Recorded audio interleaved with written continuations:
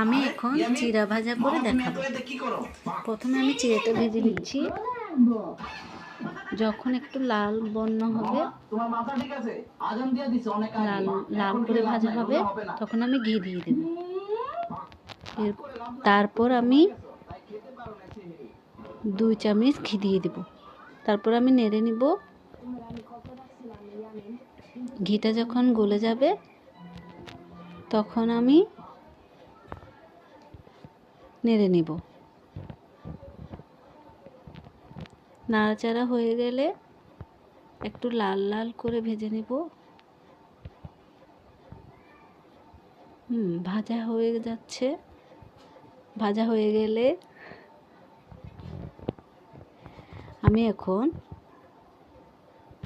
নাড়তে থাকবো। এবার চিনি দিয়ে দেব।